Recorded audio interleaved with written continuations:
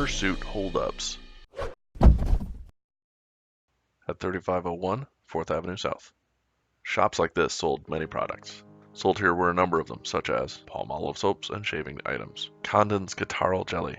Put a little up your nose, and your head will feel better. If you purchased a bar of Woodbury soap, you could get a free Nasa McMain print with no advertising or text on it, and a frame. They also sold Troco coconut margarine, streetcar tickets, Choco Ice cold dogs, the ice cream answer to hot dogs, Lowney's fancy full candies, and of course, Look magazine. In 1924, they were fined for selling cigarettes to a minor, a 14-year-old Central student, Central being the school across the street. Clearly, there was a lot going on here. A grocery with a pharmacy. It was also described through the years as being a pastry shop, a luncheonette, and a confectionery.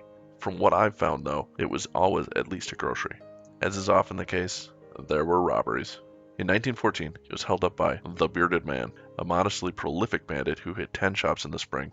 The last shop, Erickson's shoe store on Franklin, ended with the proprietor shot dead. This caused a huge public outcry, and a $250 reward was posted for the Bearded Man. In 1936, Charles Miller had the store when an unshaven man came into the store to hold him up. Miller, described as older and slight, immediately attacked the man, and a display case breaking scuffle ensued. Miller wrestled the gun from the would-be robber, but the robber managed to break free and ran out of the shop. A passerby saw the robber leaving, chased him down, but couldn't manage to keep him down, and the robber escaped. The gun, as it turns out, was rusty and unloaded.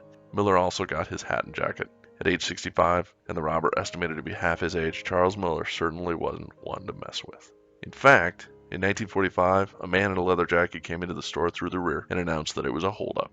Miller whips out a gun and exclaims, "You better get going if you don't want to get hurt."